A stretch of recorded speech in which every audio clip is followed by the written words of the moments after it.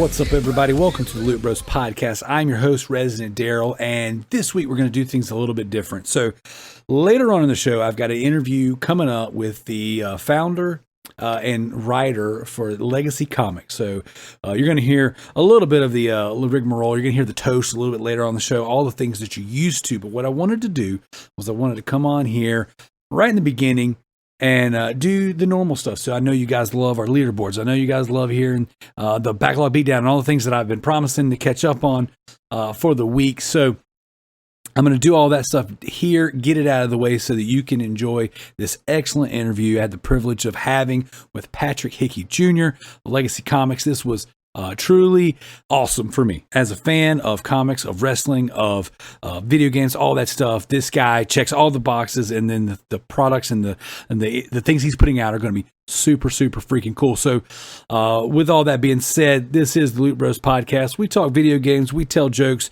we get into reviews, doing all that good stuff. We have a Patreon. Unlike all the other Patreons, our Patreon doesn't suck. And those of you guys who are subs for the Patreon, you know who you are. I really appreciate everybody who has been subbing to the Patreon, who has been interacting with us on Patreon. We definitely appreciate that. Shout out to our Patreon producers for the month, MZ Nitro, and my name is Effin Mayo. We definitely really appreciate you guys. Kind of wanted to throw a few other things out there before we get into the leaderboards. Just hot off of the new Spider-Man film. It is absolutely amazing. I highly recommend it. You will be getting a Loot Bros deep dive on Patreon for the new Spider-Man film. You know how we do. The beginning won't be too much spoilers, but then we're going to go full spoilers in there, and we'll be like totally fangirling out. It's awesome. So that will be coming in the next few weeks. So yeah, and of course you have your normal Patreon content. So with all that being said, we're going to jump straight into the leaderboards. I did an entire episode of what I've been playing, what my other special guest that I don't want to announce on here just yet has been playing, that will drop right after Christmas. A very special holiday episode with over 2 hours of just games. So I'm not going to bore you here with what I've been playing, just to turn around and really do a couple hours deep into games I've been playing. And again, special guest, you're going to love it. So jumping onto the Loot Bros custom leaderboard at the TrueTrophies.com, we got Tricky Mick in first place with 261 trophies. Homie is killing it. He's been playing some Alan Wake Remastered. Yeah, and I know he loves the game. I don't care what he says. Tricky gonna troll. But it's really awesome to see Tricky finally make it to the top of the Loot Bros leaderboards. It's about time. In second place, Residentdarrell with 68 trophies. No spam on these trophies just yet. Now, I will spam before the night is over, but there's no spam. I think that's 68 solid trophies. I'm not going to double check, but I don't think there's any spam on there. And then in third place, Mrs. Lightsite with 45 trophies. Playing some Among Us. Absolutely. As a matter of fact, I've been playing some Among Us. I said I wasn't going to do it, but I'm doing it. I'm playing some Among Us with my kids, and as soon as I'm done recording tonight, I'm going to be playing some more Among Us with the kids. We've been having a blast. If you haven't picked it up yet, Loot Bros community plays, booth session, all that stuff. Let's do it. Let's get it. It's a blast. We're going to go fourth place just because it's my GTTSC team captain. 40 trophies in Cars Race-A-Rama. You got to get those numbers up, guys. You're making our team look bad in the 40s. I mean, you got to get up there. And then in fifth place, Mr. TMNT84. Shout out Joe with 37 trophies. I'm going to go ahead and keep going. This is important. Sixth place, the Bearded Nerd. 33 trophies. He is part of the winter trophy hunting event on PSN Profiles that I'm a part of. It's me, Gaz, MZ Nitro, and the Bearded Nerd, and I Yield to No One from the Trophy Horse podcast. So it's all of us coming together and kicking balls and taking names. Seventh place, you got MZ Nitro, 18 trophies. Again, come on, boys. That's gotta get those numbers up. Those are rookie numbers. Heading on over to the True Achievements leaderboards, the Loot Bros custom leaderboards. Redbeard Rick still stomping all over first place with 2,675 achievement points. The Alpha Seagal with 1,235 achievement points. Playing some Call of Duty 2. Good job there, brother. And then GDI Master Ace with 935 points, playing some Guardians of the Galaxy. I can't wait to get into that game. Super stoked. Then you got Parzival, 28 in fourth place with 425 achievement points. Shout out. Good job, Levi, getting on those points in Gears Tactics. Let me know how that is. I have started it. I popped like the first 2 achievements. I think I played 1 or 2 matches. I'm curious on that one because I want to jump back into it. I hear it's got an excellent story. Fifth place, I'm styling on you, bro, with 315 achievement points. Playing some Gears too. Oh, look at there, Gears and Gears. And then we'll go 6th place, former podcast host of the Loot Bros, RIP. We wish you the best with your future endeavors. It is T-Bird 803 with 160 achievement points, playing some Halo. I got to see T-Bird the other night. We had a blast at a Christmas party. Thank you, T-Bird, for my apron. That was very special. It was very nice. So yes, that is the Loot Bros custom leaderboards. Very, very cool. I love seeing all you different guys and gals on the leaderboards. That is absolutely awesome. All right, now we're heading on over to the backlog beatdown. Call your shot. We're going to give you a nice little update.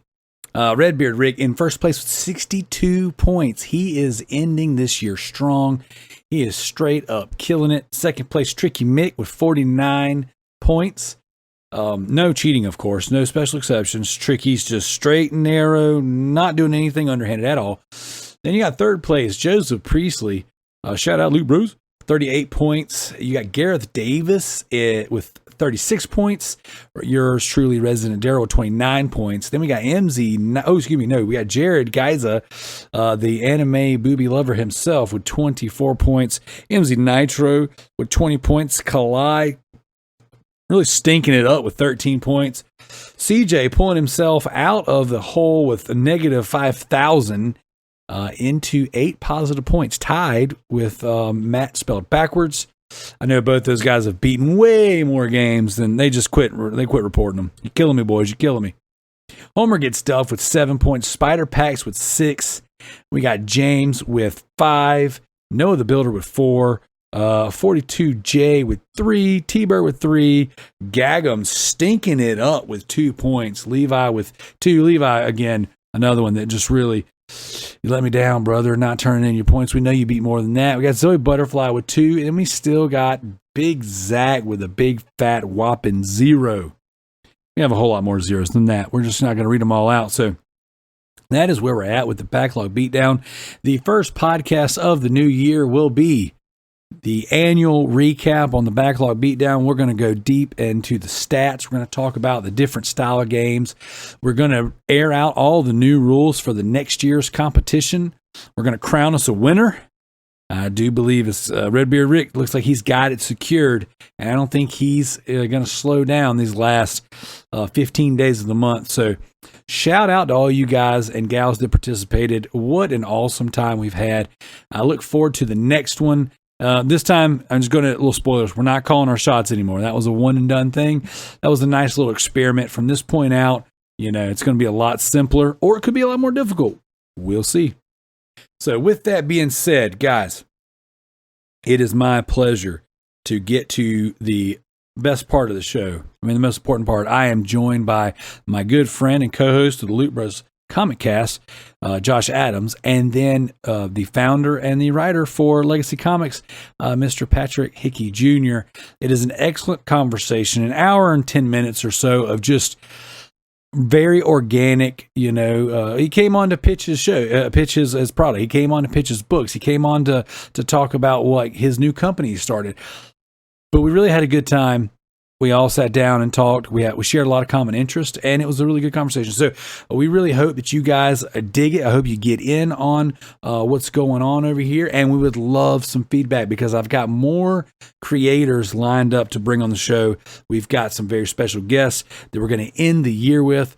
So let us know what you think. Be sure to check out the Patreon. There's new episodes on the Comic Cast 2236 and the Driftcast. So with that being said, I'm going to bounce out of here, and our interview is live. Next time they shine your light in the sky, don't go to it. The bat is dead.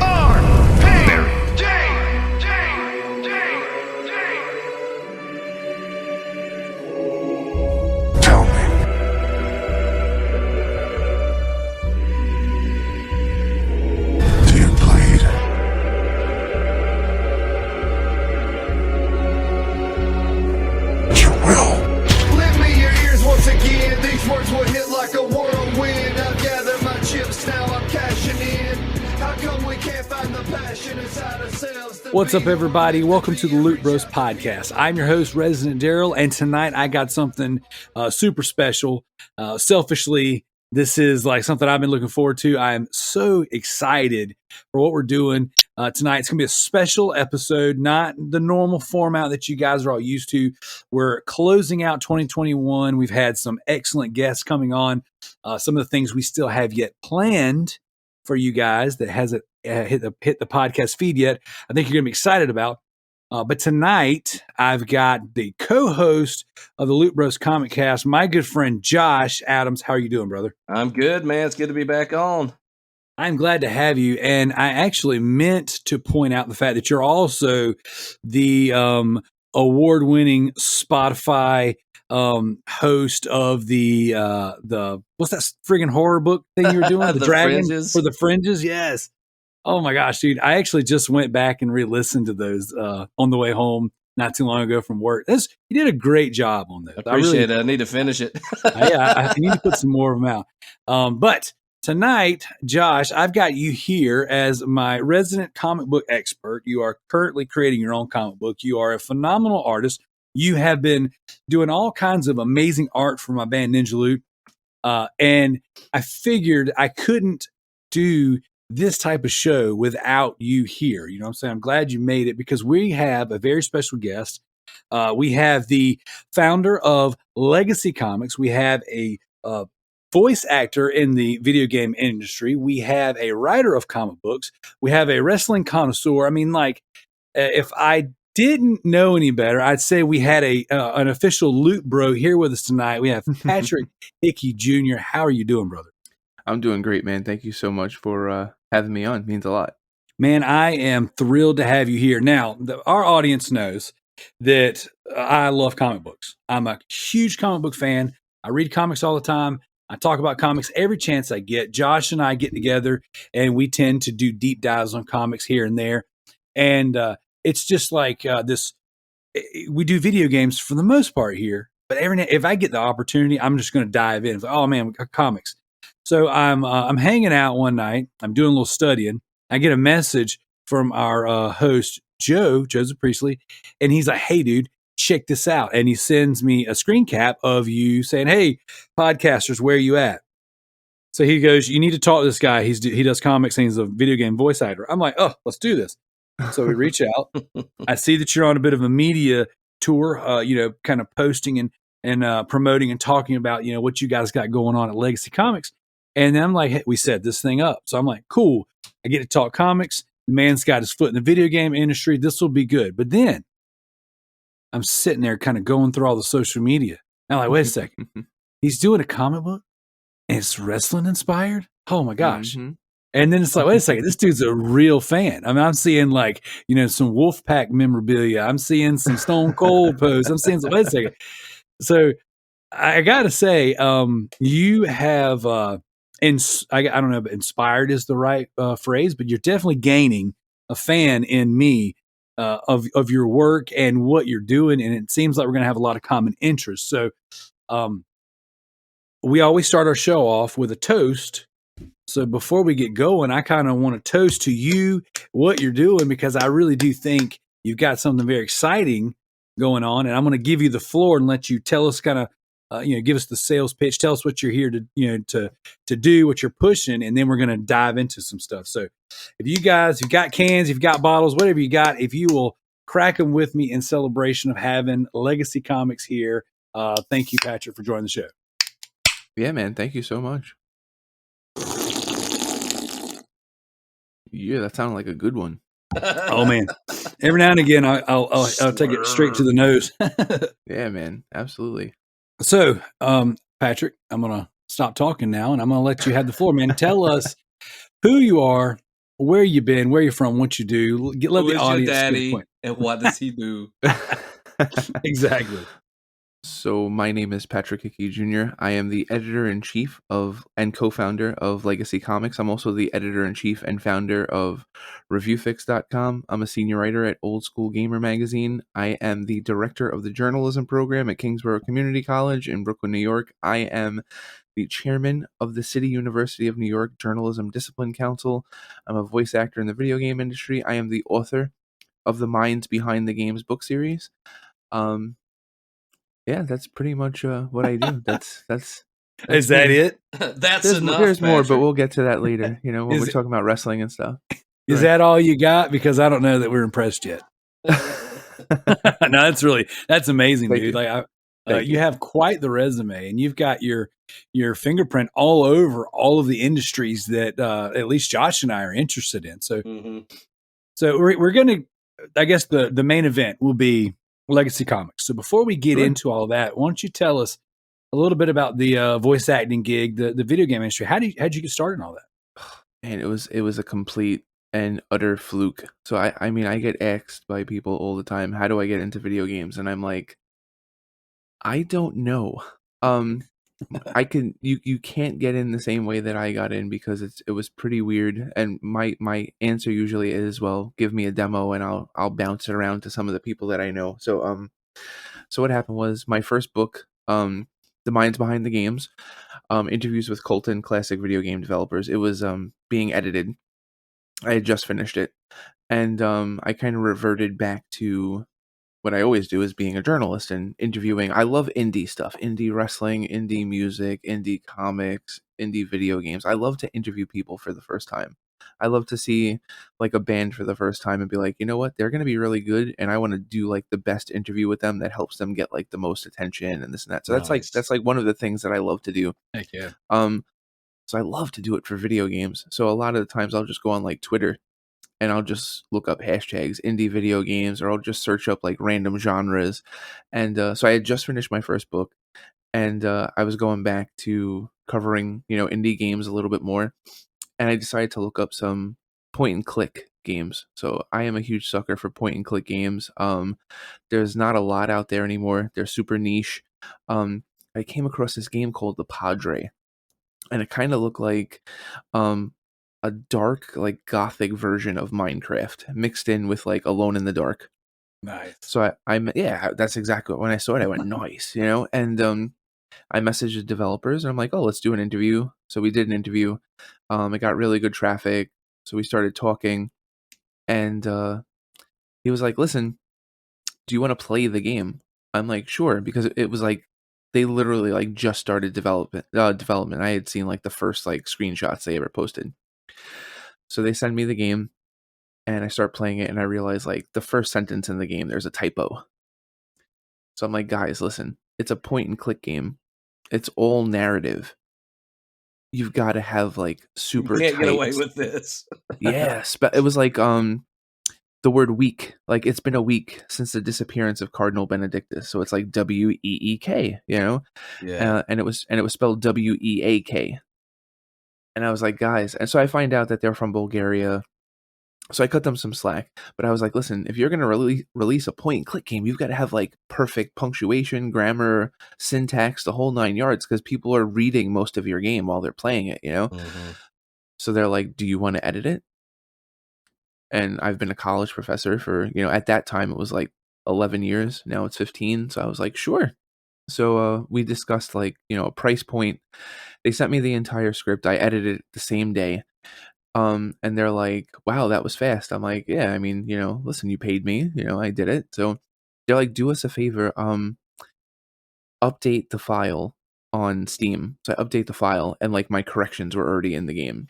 I was like, that's awesome. That's sweet. Mhm. So they hired me as a dialogue narrative editor for the game. So that was my first paying job in video games. I was super stoked.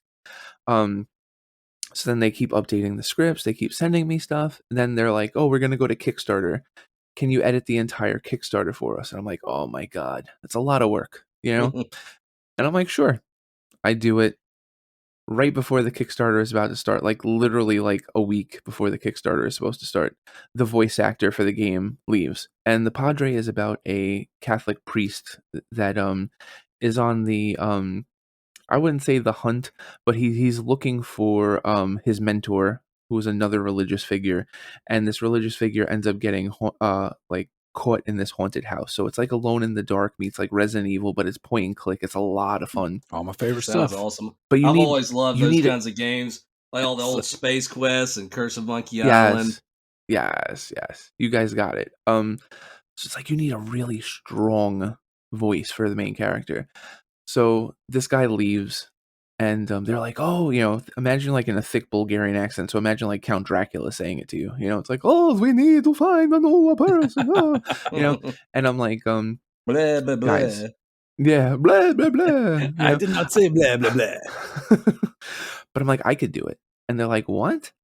And I'm like, listen, the guy sounded like Russell Brand. It was like, I'm just like walking around this dark, maniac castle, wow. And I'm like, it's not scary. It's not scary at all. So I'm like, you guys need somebody that has a deeper register. And they're like, you think you could do it? And I'm like, I'm gonna try. And by this point, I had edited like the entire game, like the dialogue, the story of the game several times. I was super familiar with the game, super familiar with the characters. I'd added in several of my own lines to have fun with it and stuff like that. So I go in my man cave, and I've always been good at that movie trailer voice, like, in a world, one man, one tortilla. Josh, Darrell, rated PG-13. That's great. So I'm like, I can't do that because people would just laugh their asses off the entire game, So I liked the one thing that I did like from this original voice actor was the English accent. I was like, that, this guy needs to be English, So after 45 minutes of just like burning the crap out of my throat trying to find this voice, I bloody came across this dark English voice. My name is Alexander Darrell. Josh, I am the Padre. Hello, Yes. Nice. And they loved it. And they were like, where are the drugs going? Yeah. Oh, they're like, can you record everything now? And I'm like, oh man. So I did. And that game came out on Nintendo Switch, Xbox One, PlayStation 4, Steam. That was my first game. That was like 2017, 2018. The sequel came out earlier this year. I've done narration for about 5 other games. I'm doing a voiceover in like 6 other games that are in development right now. But it was all because I knew how to write. I wouldn't have never have gotten that opportunity to be a voice actor if it wasn't for the ability to write and then to have a big mouth and to be like, yeah, I could do it, So when people ask me, oh, how did you study voice acting in college? Did you do this? I'm like, no, I just made a lot of prank phone calls and, like, so that's my origin story and how I got into the video game industry as a writer and as a voice actor. That's really cool, man. And I think that happens a lot of times. It's just you don't really plan what you're going to end up doing. You just kind of are good at things, and other people discover that you're good at them, and then before long they want to pay you for it. Yeah, I mean, the first time I got a check for it, I was just like, I kind of just showed it to my wife and was like, see, I'm not just stupid, Not like he said, I'm not just stupid. Look. That's amazing. Man. That's awesome, dude. So I actually just clicked over and checked out the Padre on the PlayStation. I was looking at it too. It's pretty cool. So that's very neat. That's awesome, man. I love that story. What you got? The only thing that kind of stinks is like when it was ported over to the Switch, Xbox One, and PS4, like they made it like tank controlled. So it's like you can move the character around and it's still fun. But it just like for me, the Steam version reminds me so much of games like Gabriel Knight and like Alone in the Dark and all those old school like late 80s, early 90s point and click games. So it's just like I love it. I love it on the PS4 and I love going over people's houses and they'll be like, "Oh, look, Pat was in a game, blah blah blah blah." Because people don't do that with Steam. People don't have Steam hooked up to their TV most of the time, So I'm like super grateful for that. And the second one, One Shell Straight to Hell is like it's like a top-down shooter that you can just go nuts with. So that game is actually a lot more fun than the original. But that first game will always be super special to me. Nice. And it's called One Shell Straight to Hell? Yes. Yeah, it's the Padre One Shell Straight to Hell. Oh, sounds like a Kid Rock single. Yeah. And that one's just on Steam though right now. So Gotcha. Yeah. Very cool. Awesome. So we got video games out there. You're obviously been successful in that. So you said you are the author of the minds behind the games. Now I've listened to you give some talks on these things before, and I think it's absolutely fascinating. So you mind just kind of shedding a little light on how that all kind of fell into place? Yeah. So it was like right before my daughter was born. My wife was probably like 4 or 5 months pregnant, and I just realized I was like, man, I'm gonna be a dad soon. I'm not gonna have like the time to do a lot of like cool stuff anymore. And I have my master's in journalism. I'm a full-time college professor, and I've written thousands of articles. I was an editor at NBC for 3 years. I had a nationally syndicated fantasy football column. I covered 2.5 seasons of Saturday Night Live. I covered 2 Super Bowls, 2 Olympics. Like, I had a ton of fun, but I never wrote a book. So I was like, I gotta write a book. So I'm sitting in my man cave, and I've got like 30 consoles, like 3,000 games, and I'm just like, what am I gonna write a book about? And it's just like, it just hit me. It's like, there's so many games that the stories behind them are so awesome, and people don't know them. So it's just like, what if I go out and I start reaching out to these developers? A lot of them I know, a lot of them that I don't know, and get them to tell me the behind the scenes stories of these games. So that's how it all started, and that was that was 7 books ago. That's amazing. So we've got 2 more coming out in 2022. The minds behind Sega Genesis games and the minds behind Sony PlayStation games, and I'm currently finishing up the minds behind PlayStation 2 games. So it's been a lot of fun. Some wild stories from like the creators of Maximum Carnage, Grand Theft Auto, Strider, E.T., Yar's Revenge, like Pitfall. I mean, you name it. Like I've interviewed tons and tons of video game developers over the past like 5 or 6 years for these books. Dude, that is so awesome. Yeah, that's really cool, man. I absolutely love that. And when you throw out Maximum Carnage coming off of my Spider-Man high, I'm like, ooh, tingling over here. Yeah, I mean, I've also again. interviewed the developers of the original Spider-Man game on the Sega Genesis, and That's awesome. Spider-Man Nice. 1 and 2 on the PlayStation 2, which Ooh, were that like was- the first 2 games to get like the web slinging right. That you first know? Spider-Man game on PS1. Oh my lord! Oh, I've How interviewed that many developer hours? too. Dude, so my youngest, he's 6. He's a huge Spider-Man fan. And Mhm. so this house is littered in Spider-Man. I mean, whenever the Spider-Man PS4 Pro came out, we already had multiple PS4s in the house. And my wife, who's not a gamer, who's not in support of my habit with gaming and game collecting, I was like, oh man, this Spider-Man PS4 Pro's coming out. Man, I kind of wish I hadn't bought the PS4 Slim, And she's like, you got to get it. I mean, your son like loves Spider-Man. You're already going to buy the game. I'm like, oh, it's already bought. I just want to make sure it's okay. Smart, man. Very dude, smart. we're huge Spider-Man fans here. So what we did for his birthday 2 years ago is there's a local mom and pop shop that sells video games, used games, things like that. But they have an arcade room, and like they have TV set up, every single console set up. And for $10 an hour, you can rent that room and play whatever you want in the store. Oh, that's awesome. So what we did was we went through the store and picked out every Spider-Man game from Sega Genesis, Super Nintendo, all the ones that like we didn't have, and we put them in. And we stayed there for a couple hours and just played every one of them. And it's like we played till he didn't want to play anymore. He's like, okay, that was good. Let's play another one. And then we put in Maximum Carnage, and we played that for a little while. And then we put in Separation Anxiety and all that stuff, dude. So we had a blast with those. That's awesome. That is awesome. Well, obviously, we've covered a lot of the video game stuff, some of your writing stuff. Let's get into the wrestling. So, like, when it comes to Legacy Comix, you have already announced several different comic books. And it seems like they're all, themed. So you've got one that started off as a video game that is now going to finish up as a comic. You got one called The Job, and that one it's a wrestling story about a couple who are professional wrestlers by day, bank robbers by night, or bank robbers by day, pro wrestlers by night. Yeah, bank robbers by day, pro wrestlers by night. Yeah, so tell us about that, because that sound when I heard you pitch that sounded absolutely amazing.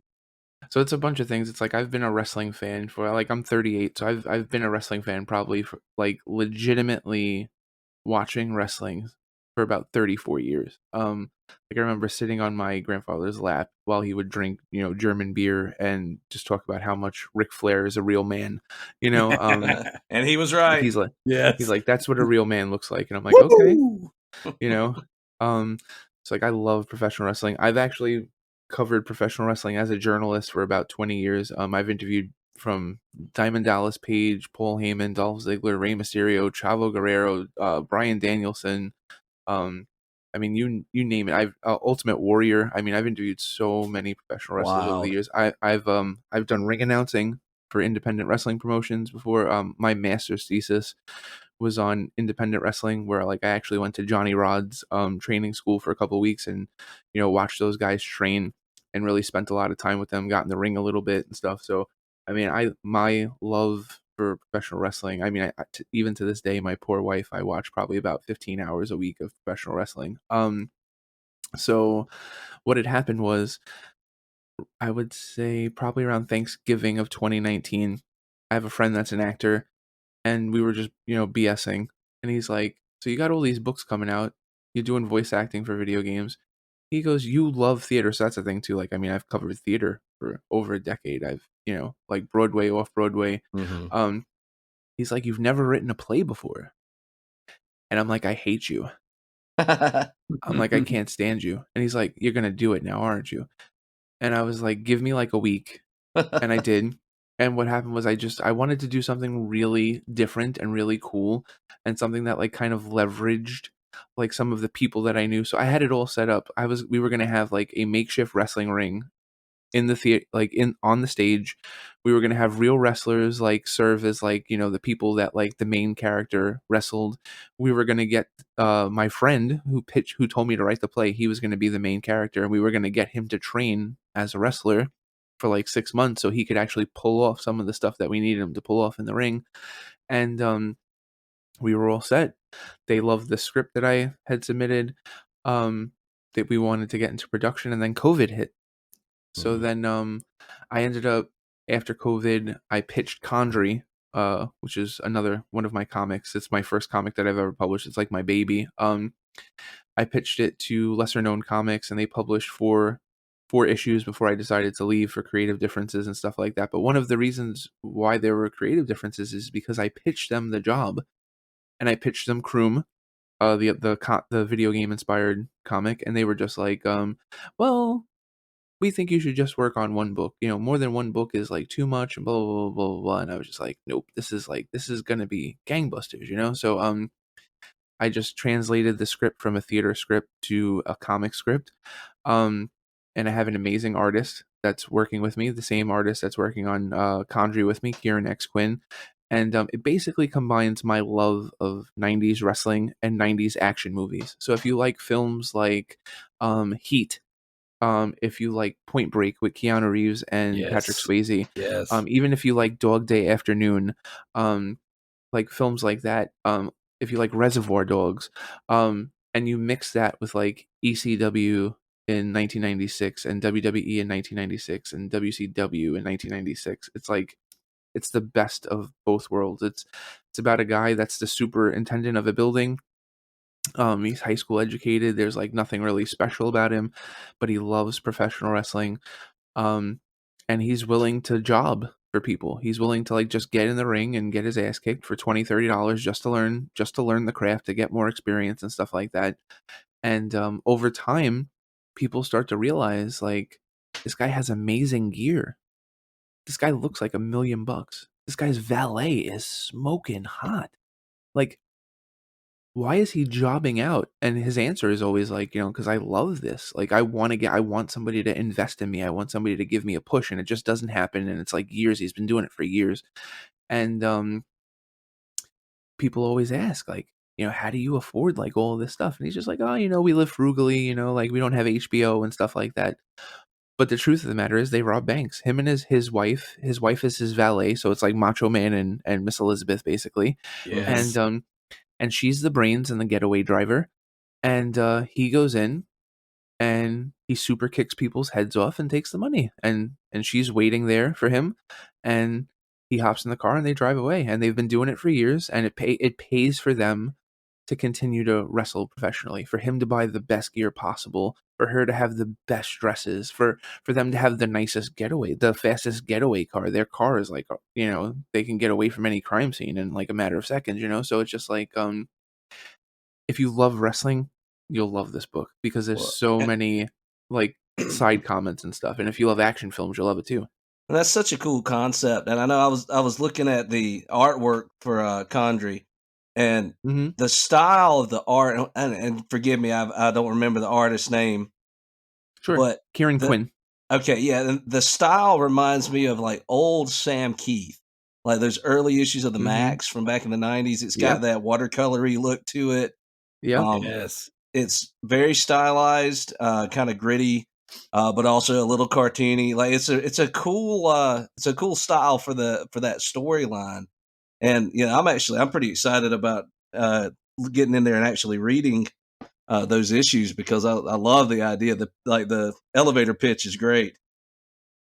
Thank you. Yeah, and it's like, if you like the art of Condry, Kieran's the same artist on the job. I mean, it's not going to look exactly like Condry, but it's going to look close enough. They take place in the same universe.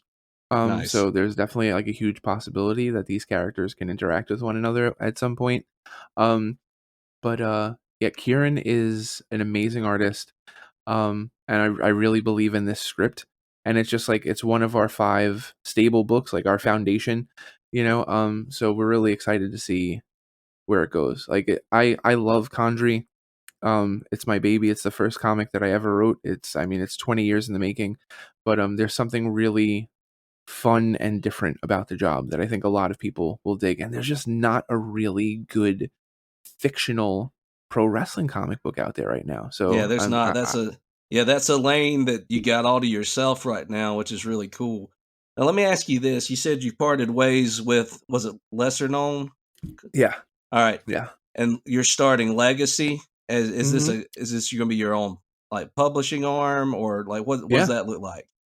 Yeah, so what happened was we left I left Right. Lesser Known in right after Halloween. I Mhm. made sure that like all of my obligations were taken care of. But for like 3 or 4 months prior to that, I was talking with John Svedesi, who is the co-founder of Legacy Comix, and he had done some variant covers for Lesser Known, and he literally lives like 3 blocks away from me. He's like one of the best video podcasters I've ever met. He's got this crazy basement with like every piece of technology you could ever think of. And I was like, dude, I'm telling you, like we could either kill somebody or we could make like some great comics down in his basement. So I chose the former, not to kill anybody. He said the other has not been ruled out yet, but yeah, not yet. It's funny because we just signed another artist, and we had him over at John's house on like Monday, and we took him downstairs into the basement, and it's like he told his wife like what the address was. I'm like, what are you scared? You're gonna leave here without a kidney or something, But yeah, it's like we like in August, John and I were just talking, and we were just like, because I had been under the learning tree at Lesser Known from like February to like August, and I had seen so many things that like I myself would have done differently. And I have 2 kids.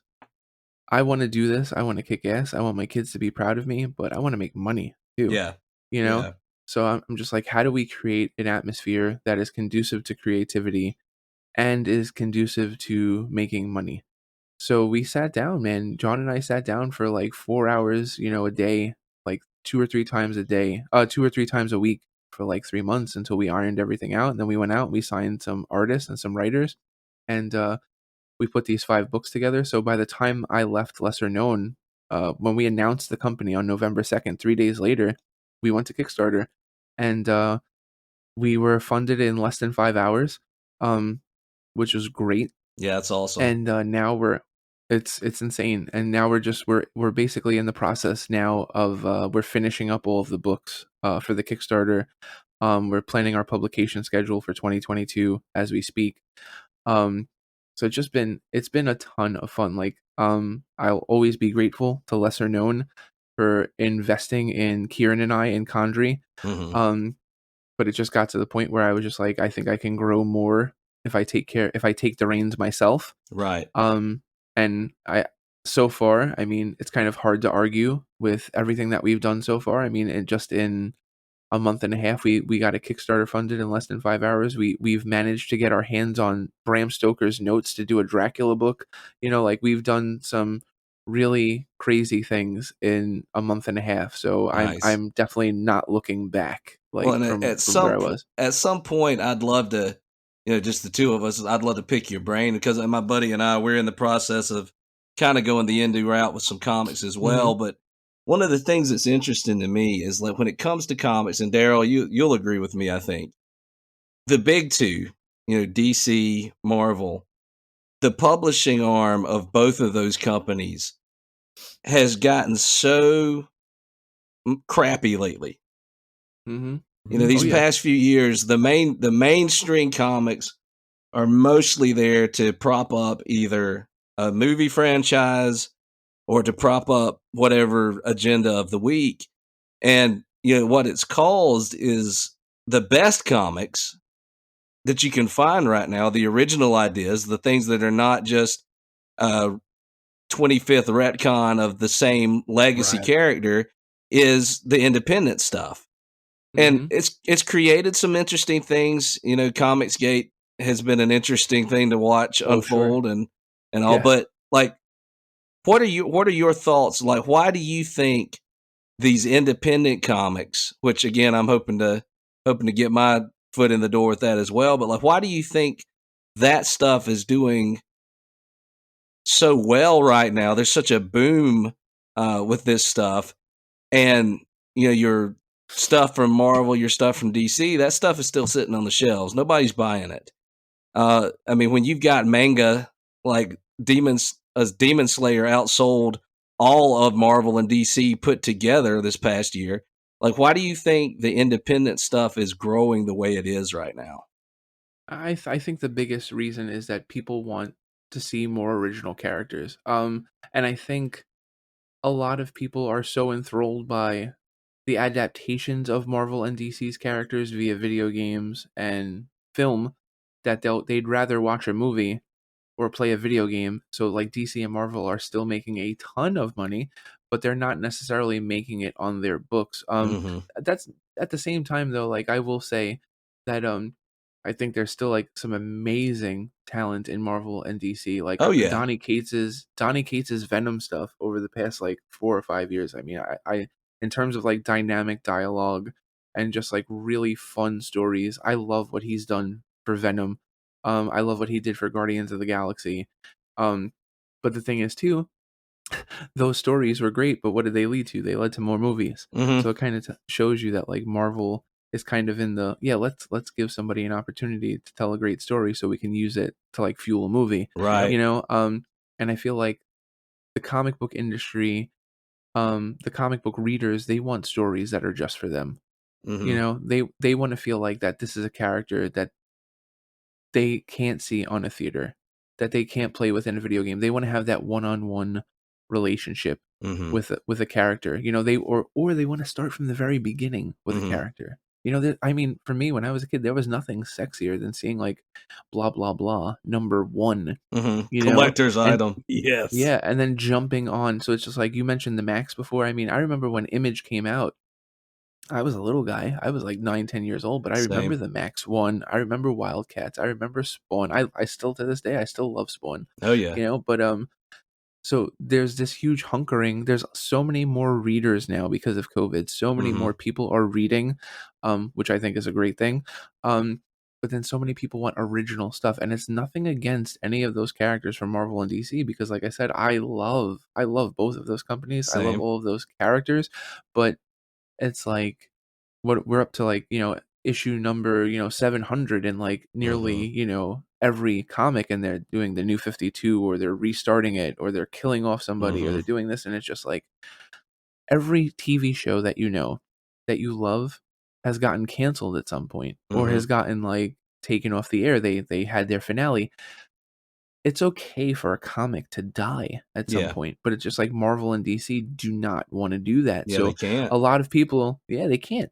So it's like, a lot of people are like, you know what? I still love Spider-Man. I still own 300, 400 issues of Spider-Man, and I will always love Spider-Man, and I'll watch the new movie, and I'll play the new game, but I'm done reading it, and I'm Yep. going to go find my new Spider-Man. You Yep. know, and they go and look for new characters, and the only place to find these new characters is on the indies. Yeah. You know, covering the comic book industry for as long as I have, Dark Horse, I love their stuff. I love so many of the characters that they've come out with over the years, and they really like push new properties and stuff. Image still does it, Yep. you know, Valiant still does it. There's a lot of real Alterna does a great job at it. Lesser Known is trying to do it right now. Yeah, We're most trying of to my do it, so favorite reads from the past several years have been either Image or Dark Horse, because again, they just let creators do what creators are meant to do, which is create. Yep. You know, and that's Yeah. why, honestly, like the Black Label stuff that DC has been doing, some of the best stuff they've done in years, because they I let agree. someone like Sean Gordon Murphy, who did Tokyo Ghost, they let him come in and just run wild with Batman and do like the White Knight, Curse of the White Knight, all that stuff. He's about to Yep. do Batman Beyond, Beyond the White Knight. And they pretty much said, look, this is an indie guy who's a great writer, an incredible artist. He can have his own Elseworlds. He can do whatever he wants with these characters. Mm-hmm. And those are the best Batman stories I've read in years. So those characters Absolutely. do still work. It's just a matter of letting them be approached in a fresh way. But yeah, I agree with you. The idea of finding something that I haven't seen before, that makes me want to back somebody's Indiegogo page or Yes. Kickstarter. Yeah, absolutely. You know, and it's just like, it's the reason why, you know, I've done so many podcasts over the past month, because I feel like a lot of indie comic websites, when you go on their website, it's just like a shop, and you could just buy the comics there. So it's like being the editor-in-chief of an entertainment website for as long as I have, being a journalist for as long as I have, I make sure that we have daily updated content on legacycomics.com every day, whether it's we're showing a panel of a comic, we're showing a new cover, we have an interview with a creator or something like that. Like I want us to be out in the forefront. I want us to be sharing like what we're doing all the time, because I think the biggest problem, especially in indie comics, is you could be doing something great, but nobody knows about it. Mhm. You know? So that's what we're trying to turn the volume up as high as we possibly can, because we really do believe in all 5 of these books, and now 6, because we're doing a Dracula prequel, which we're really excited about too. Yeah, So I want to jump in real quick. Like I know we had kind of got on the comic discussion with the job, and I want to Mhm. put a pin in that one and come back to it, because I am over the moon about that premise. But Mhm. since we've leaked into Condry, I Yeah. read the 2 preview issues that you sent. So, and man, I'm telling you, I'm hooked. Like I am excited about it, and I like it. Had just from the the social media stuff that you've put out, I was like, okay, this is dark, this is gritty, this is what I'm into. You know, I love the darker, gritty, Batman stories that are Mhm. on the ground level, real dark atmosphere. I love Jock is one of my favorite artists, and he's got this just watercolored, sometimes dark, gritty, and just the whole Condry thing is like really leaning towards my interest. So I sit down and I've read through them twice now, and I'm just like, man, I'm ready to get my hands on this book, because like it sets the stage for technically, well, as far as I know, because I've only read the issue 0 to issue 1 Mhm. of the previews that you said, that, like, this sounds like a pretty irredeemable, really bad guy, But I'm instantly hoping from that internal dialogue that he's having about, like, man, you're about to do something really scummy. Oh, You yeah. really shouldn't do this, but you're going to do it anyways. And then the tables turned on him. And I was like, man, this is really exciting. I'm ready for more. So, I know you've launched the Kickstarter. I've personally pledged to your Kickstarter. I'm very excited about it. Thanks, sir. You mind kind of giving us some details on what the plan is and when all this stuff comes to, Oh, to a yeah. head, and we can get our hands on this stuff? Yeah, sure. So the only thing that was unfortunate about leaving Lesser Known was that I had to take all of my work with me. I wasn't about to do a Kickstarter and have older issues of my work on there, because Lesser Known had a policy that they were giving everything away digitally. So there was like no avenue for any monetary gain on my my end. So it's like I was getting a salary there, and my book was getting downloaded like crazy, and I wasn't making any money off of that. So when I left, I told him, like, you guys got to take everything down. I own the IP, I own the copyright, so I'm just like, yeah, you've got to take it down. So the good news is, when I was with Lesser Known, Condry 0, 1, 2, and 3 were all released. So those are all finished. Those are actually a part of the Kickstarter where you can get we're actually remastering the digital versions of those comics. Like, we're color correcting them, we're relettering them and stuff. There was some stuff that at Lesser Known that I wasn't a fan of, the way the pages were cropped and stuff. So you're going to get the best versions of Condry 0, 1, 2, and 3 as a part of the Kickstarter. And Condry 4, which is the first full 24-page issue of the series, that's a part of the Kickstarter as well. And that is also, it's a super important issue because that's the full-on origin story of Condry. That's how he becomes, this homeless, vigilante, and who killed his parents and the whole 9 yards. So just like, if you enjoyed 0 and 1, 2 and 3, you're gonna love, and then like 4 just sets the scene for like everything. So I am beyond excited for where Condry goes. I actually have this. You guys are gonna think I'm a nut job when I tell you this, but I have Condry written for like the next year and change. The entire run of The Job is completely finished, and the entire run of Kroom is finished. So like all of my comics that are going to be coming out in 2022 and probably the beginning of 2023 are complete. And I did that so I can focus on other people's IPs in my company, and I could focus on, doing podcasts, and I can focus on running the site and promotion and stuff like that. So and see, I respect that, and honestly, like my own project, we've got 3 series that we're wanting to launch at the same time. We've got 100 issues of the first series already written, and like, wow. I think one of the cool things about it, what you've done, is that you already know where this story is going, so that you don't have to. A lot of these independent guys will put out an issue or 2. They got 48 pages or something, and then you want more, and they don't have a clue where it's going. Yeah. It's just, these couple of issues are really cool. What's next? I don't know. So the fact that you've already got a lot of that planned out is really cool.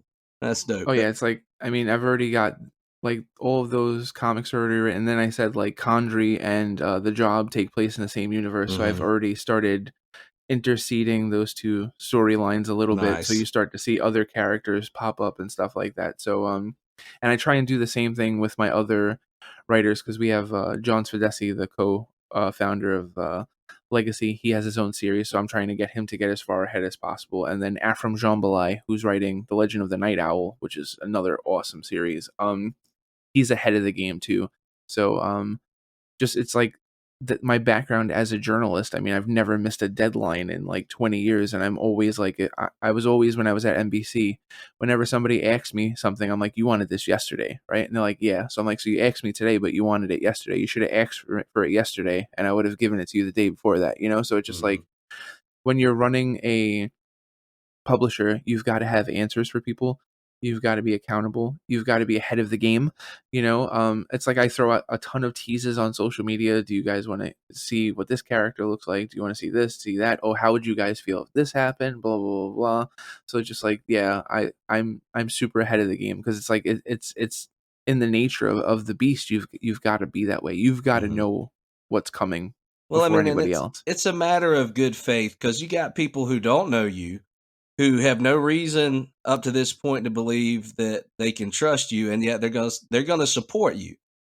Yeah. And a lot of times, people get burned because they'll sign on for this stuff, and then they're waiting for their comic to arrive or their board game or whatever, and it's delayed, it's delayed, it's delayed, it's delayed. Yep. The fact that you've already got it figured out, it's pretty well done before you start asking people to give you money for it.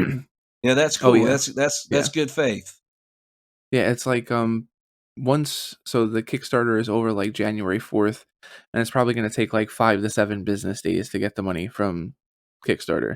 By the time we get that money from Kickstarter, those comics are already going to be done. They just have to be sent to the printer, and then they will be sent out to everybody. So that's the way I run my site. Like, God forbid, if I passed away right now on this podcast, I would have articles going out for like 4 months. I would have magazine articles going out for like 6 months. I would have books coming out for like the next year, you know? So it's like, that's just the way that I run. And again, you nailed it. It's about doing business properly. It's about like, I answer every person's question on the Legacy Comix social media channels, on the Facebook, on the Instagram, on the Kickstarter and stuff. We are totally like on top of things. I mean, we've even gotten people to do tribute art that started off as fans, you know, people that were like, oh, I really like what you're doing. And then I'll go on their Instagram and they can draw. And I'm like, why don't you draw me? Like, our first variant cover artist, Valentin Quinones, he's from the Philippines. I've never met him in person. And just we started BSing on Instagram, and then he started drawing Kandri. And I'm just like, dude, you are really freaking good, you know? So then when we decided that we wanted to do some variant covers, because you can't be a comic book company if you don't have variant That's covers right. of some of your books, you know? And they're so much fun, you know?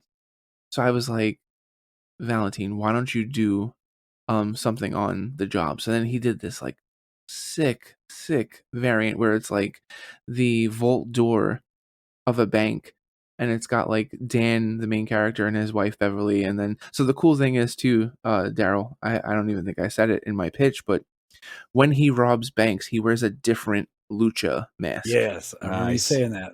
Yeah, so it's just like, again, if you love wrestling, like one issue, you'll be like, oh, he's wearing Tiger Mask. Or the next one will be like, oh my God, that's totally like the Rey Mysterio Spider-Man mask from like, you know, that WCW pay-per-view in 1996 that no one remembers, you know? And like, we're going to have a ton of fun with that. So I told him, like, just go to town. And he banged out the variant cover, and it was just like, he started off as a friend, as a fan, and now he sends me stuff all the time, and I've gotten him some art commissions, and he's actually working on a game with me right now. He's drawing all of the title screens and stuff for a game that I'm doing voiceover with Tony Barnes. So if you guys don't know who Tony Barnes is, he worked on like Desert Strike, Jungle Strike, Urban Strike, Strider, like all of these great games, and Valentin is doing art for him. So that's just the type of relationship that I want to have with people. Like, if you're good at something, come to me. If I can help you, then I'm going to help you. If I can help you make money, and I can make money, and we can all make money together, and we can all feed our families, and we can all have fun and create great stuff, like, let's do it, you know? So well, and that's like the key, business. I think, is the way independent comics is going to rise above, you know, what the mainstream side of things is, when all of these creators look at each other and say, okay, there's no room for ego. Yeah. We just need to work together, you know, share our talent, share our influence, and give fans something that feels like it belongs to them. Absolutely. And them know that they can trust us to provide entertainment for years to come, and that we're not going to turn around and, you know, screw these characters that they love up. Absolutely. I mean, that was one of my biggest issues. Like, while I was at Lesser Known, I felt like I didn't have the control over when my comic was going to come out. I didn't have control over like a lot of like the little things. So like, people would message me and go, we would love to have you come to our comic book store and do a signing. And I would go, okay, what do you need? And they're like, oh, we would need like 150 books. And I would go to my publisher. I'm like, I need 150 books. And they'd be like, well, we can't do it right now. And I'm just like, this isn't good, you know? So I'm just happy now that I'm in a situation now where if I need 150 books, I can get 150 books, you know? So just like, and the thing is, it's like, I'm sure, you know, Josh, you know this, like, signings are fantastic. You get to meet the people that are reading your stuff, you know? And that's what we want to do. We want to do signings. We want to meet people. We want to get out there. Like, COVID has been really hard, you know, on a lot of people, and comics are a big part of like a lot of people's like creative salvation, you know, and just relaxation. The same thing with video games. It's like, you guys realize that like before COVID, you had all of these like politicians and doctors and stuff that were like, oh, you shouldn't read comics all the time. You shouldn't play video games all the time. And then it's just like, as soon as COVID started, like, you know, you should play video games for like an hour a day. Well, that's like when that first lockdown happened. I told Darrell this, like my local comic book shop was operating like a speakeasy. Yes, Mhm.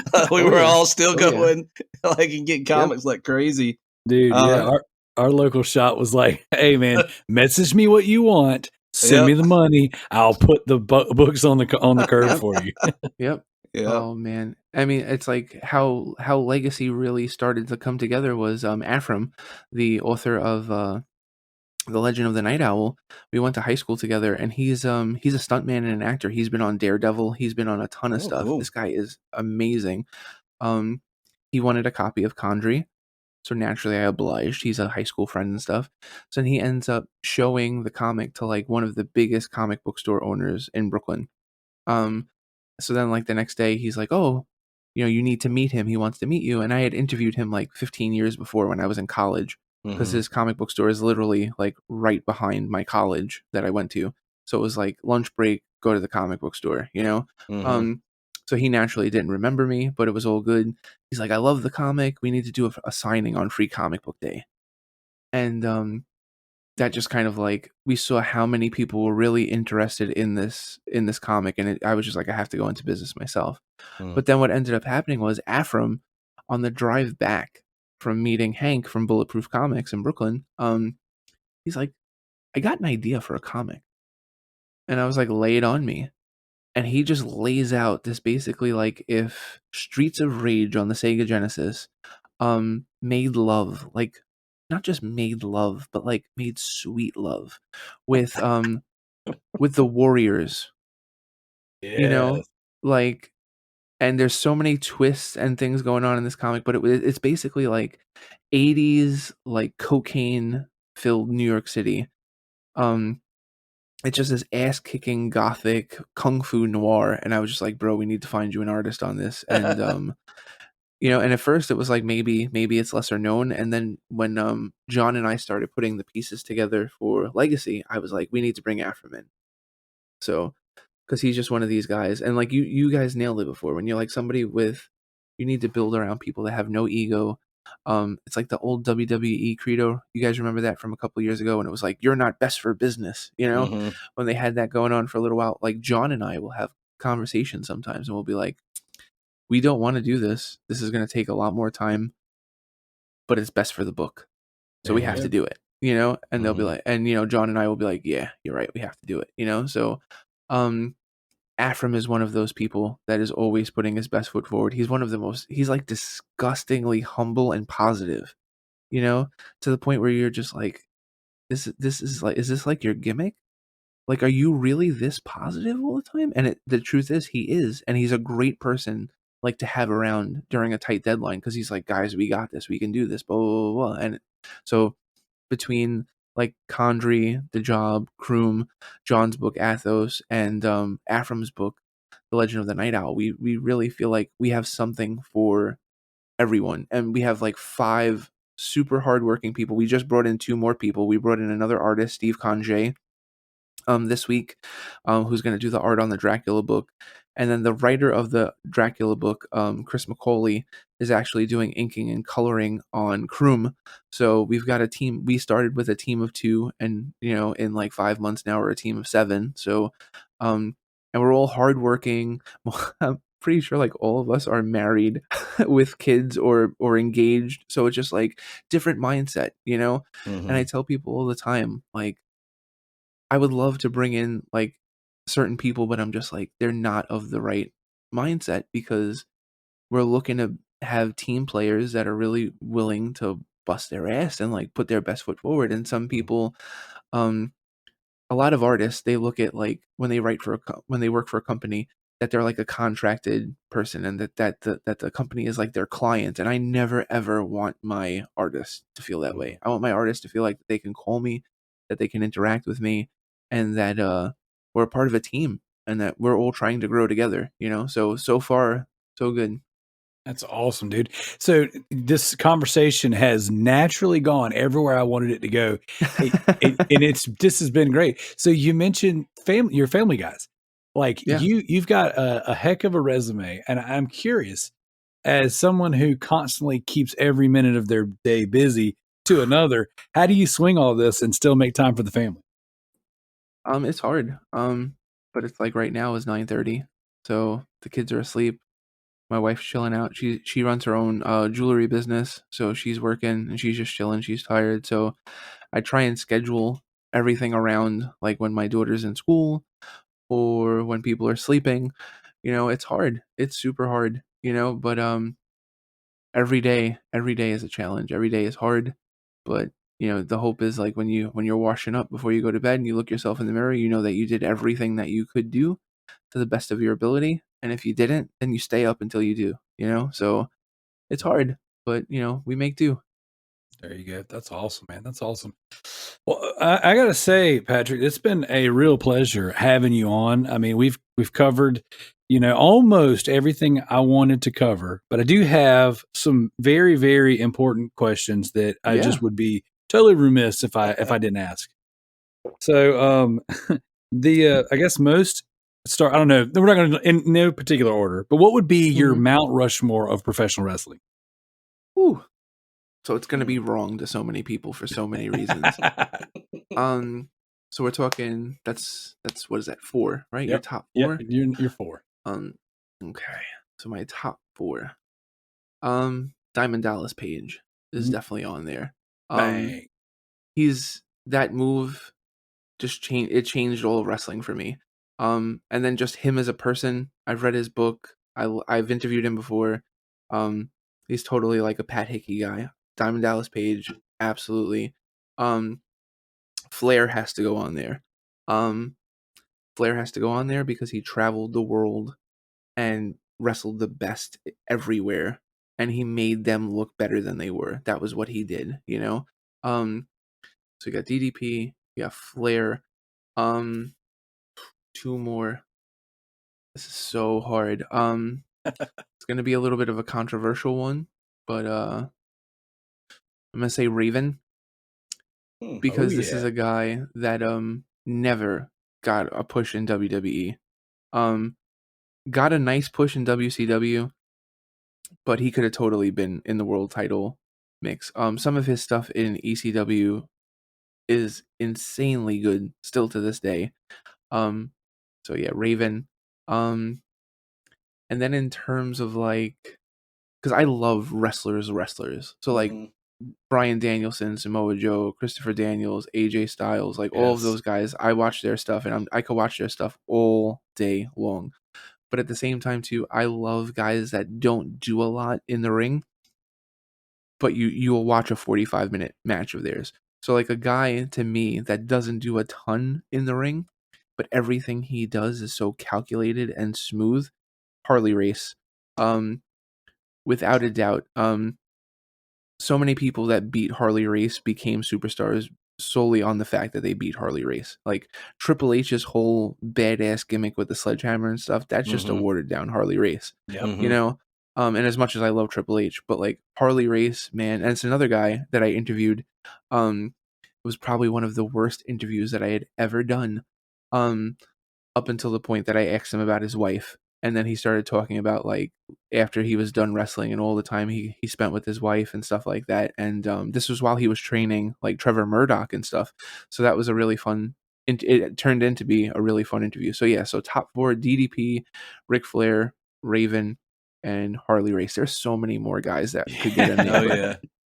But those are like 4 guys that like whenever their stuff is on, like Macho Man too. I love Macho Man. I love Steamboat. Like, oh, there's so many guys that I love.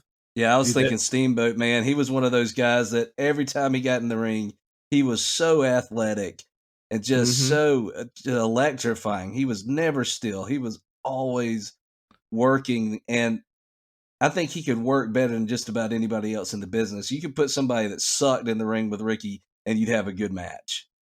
I mean, 2 or 3 deep arm drags from Ricky Steamboat, and if you're not hooked in for the rest of the match, Yeah. And that's the thing too. There's so many of these old school wrestlers that like, what are their finishers? Nobody knows because their matches always ended in different ways, like roll-ups, schoolboys, this, that, the other thing, a counter, like wrestling was so different in the 70s or the 80s. Like I could watch a Vern Gagne match for like 35, 40 minutes and just be like, man, this guy is a horse. This guy can go. but he didn't have like what everyone has now, like a signature move, a setup move, a finisher, a submission finisher, or this finisher and stuff. It's just, they just told stories in such different ways. And I just appreciate all the different eras in wrestling, you know? Well, you had some guys that maybe they weren't the best at working, but they just had those crazy physiques Mm-hmm. Oh, yeah. that they didn't even yeah. need to be all that physically good at wrestling. They could just get in the ring and look like a monster. Well, yeah. one guy who doesn't, I don't think he gets the rap for being a huge imposing figure, but I grew up just like watching was Razor Ramon at Scott Hall, and his matches with like Shawn Michaels and stuff where he didn't do a lot, but when he would do things, he would then walk around and then look at the crowd and then kind of rub the grease out of his hair and fling it at the crowd. It was just like, you hated this guy so much, but it was so exciting to watch. And then this, he's like 6'5", 6'6", something like that. And he picks up someone on for the Razor's Edge and then drops him. I'm just like, I was a huge, huge fan of his growing up. The best worker out of all of those NWO guys in the beginning. Like, I love Nash, but I mean, they were always super careful with Nash because of his knees and his ankles and stuff like that. And then, I mean, Hogan is just a prime example of somebody that does nothing but makes it look fantastic. Charisma. Yeah, pure charisma. I mean, how many people could say that they're the best face of one generation and the best heel of another? Nobody, only Hogan, you know? So, like, Scott Hall was the guy that was going in there and having, like, matches for people. Like, he was the one that was having some of those matches in the NWO days in the beginning, and he was a much better worker than people gave him credit for. Like, his WWE stuff, you're right, he didn't do a lot, but in WCW, he wrestled some pretty hard matches. Yes. One of the best things that Hogan ever said, he was like, brother, I didn't even know how to work my own gimmick. I got 23-inch pythons, but I did a leg drop. Yep. It was just, I grew up, man, just watching wrestling early. I'm an 80s baby. I grew up watching it, like, just my whole life I've watched wrestling. So, and then, again, that's where I want to put that pin in the job before we get out of here, because I don't want to take up too much more of your time. But when you pitched I was listening to a podcast you were a guest on, and you pitched the job, and I was like, this is my childhood in comic form. You're talking, these old action movies. You had callbacks in there, these old action movies that I grew up watching. All right, now you're talking like wrestling, and you had called out Macho Man and Miss Elizabeth. I'm like, you're like hitting me in the feels.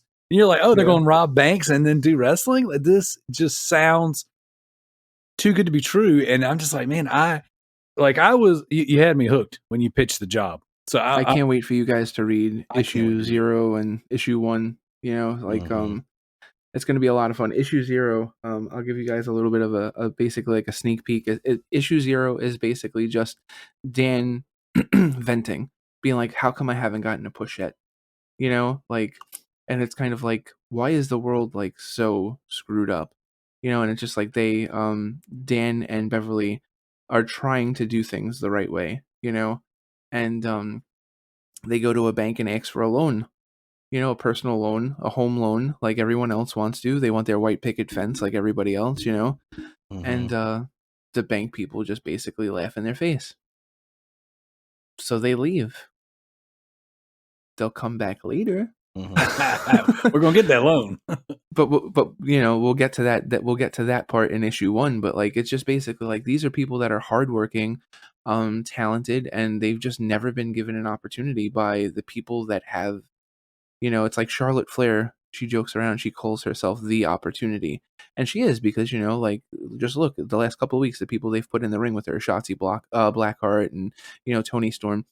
She instantly elevates them, and there are people in our lives that if we spend some time with them, they can elevate us and they can get us to a better place. The problem is a lot of those people don't just give out those opportunities. So sometimes you've got to take them, so Dan and Beverly they're just fed up, and they're going to start taking more than they've given, because they've given plenty, so now they're ready to take. And I think that's when people are going to start to enjoy the comic the most. Well, that's relatable. Yeah, sure. That's awesome, man. I'm like I said, I am genuinely just thrilled to be doing this, talking with you, man. I'm so excited about this. Like I said, and listeners, I'll have all of the links and information, anything Patrick's got his hands on, anything Legacy Comix. We're going to have the Kickstarter in the bio, all that stuff. I've backed it. I'm down. Thank you so much. You sold me. No, thank you, because this is, like Josh said earlier, this is what guys like us are looking for. You know, I'm a DC Marvel guy, you know what I'm saying? I'm an Image guy. I'm a Dark Horse guy. I love comics. I love storytelling. I love video games. I love original content. And I do feel like we, you know, the big two, ebb and flow, they've got some really good years. They got some slow years. And I feel like we're in a lull right now in original storytelling. And then these independents are sprouting up everywhere and really delivering. And I think you're doing this. The timing is right. I think you are going to come out guns blazing. I believe in what you're doing. I'm sold, and I'm going to push it here on the show. I'll even go as far to say, as well, after I read the issue 0 and 1 of Conjure, I'm like, yeah, I'm gonna review these on the show. I'm gonna talk about them as I read them, as they come out, because I think it's awesome. I'm excited about this. So I definitely appreciate your time. You are always welcome to come on the Loot Bros podcast and talk shop. You know, we can talk wrestling, we can talk games, we can talk whatever you're working on. You know, just anytime you got something that you want to pitch or you want to push or you just want to conversate about, you are welcome on the show, brother. Yeah, man. Thank you so much. It means a lot. You got me all teary right now. Well, but yeah, I'm definitely going to have a lot more stuff in 2022. Like I said, I've got 2 more Minds Behind the Games books. Then I'm hoping that like 3 of the 5 games that I'm doing voiceover will be released. Can't give too much away on the air, but based on what we've spoken about, I think, Darrell, you will love one of the games that I'm working on. That's all I'm going to say. Snap. Yeah. Yeah, it's been a lot of fun. Also too, for all the Condry people listening, like I've said it before, but like I've been speaking to 2 different game developers for 2 different video game versions of Condry that are currently in the works. Like they've already started working on the soundtrack and the character sprites and stuff like that. So there will be a Condry video game at some point. So I'm super excited for 2022 and 2023. Like we are definitely playing the long game. You know, we're definitely trying to build an audience. So it's like, thank you for allowing me to come on the show and pitch and stuff like that. And, you know, for anyone that's like kind of on the fence, just come to the website, check us out. Like, we're pretty transparent. Like, everything's out there, everything about our books. If you want to message me on Facebook or message us on the Legacy Kickstarter or Facebook pages and stuff, or the Instagram, by all means, like, we want to talk shop. Well, like I said, we'll have everything in the bio. What I decided to do was I am going to release this show tomorrow. So Wow. This will be out. I'm going to edit it tonight, which, I mean, this conversation was so good. There's editing is going to be a breeze. But this show's going to go live less than 24 hours from the time of recording. I'll have all the stuff in there. And, you know, I encourage the listeners, check it all out. And if you feel so led to, jump on that Kickstarter. This is going to be, I know our audience, and I know our friends in this circle, and you are hitting on something for everybody. So the Loot Bros, you know what I'm saying, community loves video games, wrestling, and comic books. So, like, I mean, this is a match made in heaven. So I hope that, you know, our community will jump on board and support you over the years. Patrick, thank you so much for coming on. Josh, thank you for coming on, man. I enjoyed this, guys. And like I said, the door is always open. The seats are always available. Anytime you guys want to come on, you're more than welcome to. Thanks, man. It means a lot. All right. Well, I appreciate your time. I told you I try to keep it to an hour. I know you're doing a lot of these shows. And as a family man, I understand that, like, you know, we got business to handle, but we also cannot, you know, neglect those that are loving and supporting us. So I said, I wanted to keep it, you know, tight, and this has been great. So thanks for coming on. Thank you guys for listening to the Loot Bros podcast, and we are out of here. Man, I hope you guys enjoyed that as much as I did. Patrick was a great guest. Really dig what he's doing. Like I said before, all the links will be in the bio I also kind of wanted to put this out there. Thank you guys so much for going and subscribing to the YouTube channel, the Loot Bros Podcast. We have Avocation to Climb on there. We also have all the old Push to Plat episodes archived there. So if you have not yet, please go check out the YouTube Loot Bros Podcast. Give us a sub. I'm going to be ending the show with a Ninja Loot song as per usual, but I just kind of wanted to put it out there to also thank you guys for checking out the latest Ninja Loot single we dropped, Judge. Thank you so much for checking out the lyric video. So we really appreciate all of the help and support you guys have given us. So like I said before, this song is Judge, the latest Ninja Loot single.